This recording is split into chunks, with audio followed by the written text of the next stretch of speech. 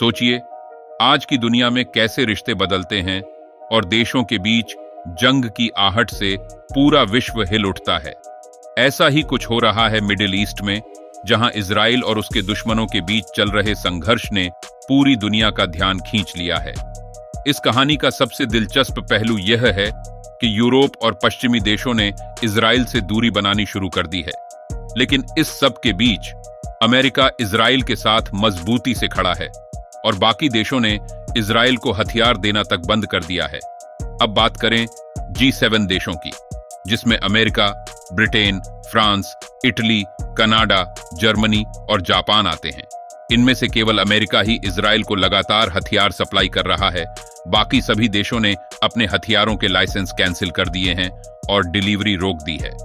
Israel का सैन्य अभियान अब सिर्फ गाजा तक सीमित नहीं है, वो अब लेबनान, सीरिया और यमन तक फैल गया है। इजराइल के इन अभियानों का सबसे ज्यादा फायदा अमेरिका को हो रहा है। उसकी डिफेंस कंपनियां मोटी कमाई कर रही हैं, लेकिन यूरोप के लिए यह बिल्कुल भी अच्छा नहीं है। पहले से ही रूस यूक्रेन युद्ध ने यूरोपीय देशों की हालत खराब कर दी है और अब अगर मिडिल ईस्ट में संघर्ष बढ़ता है तो यूरोप को और नुकसान झेलना पड़ सकता है। अमेरिका के पास तो खुद का तेल और हथियार हैं, लेकिन यूरोप को इन युद्धों की कीमत चुकानी पड़ेगी।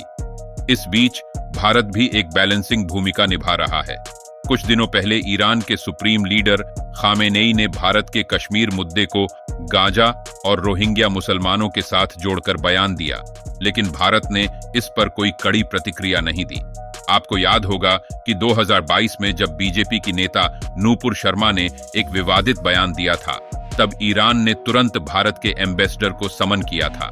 लेकिन इस बार भारत ने बस एक सामान्य स्टेटमेंट जारी कर मामले को शांत कर दिया। और तो और, जब ईरान ने इजराइल पर बैलिस्टिक मिसाइल दागे, तो उसी दिन भारतीय नौसेना के 3 जहाज ईरान में नेवल एक्सरसाइज में भाग लेने पहुंचे।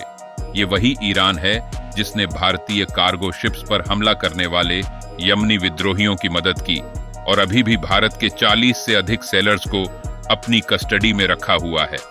फिर भी भारत ने लेबनान के लिए मेडिकल एड भेजने का फैसला किया, जहां इजराइल के हमलों में हिजबुल्लाह के आतंकवादी घायल हुए थे।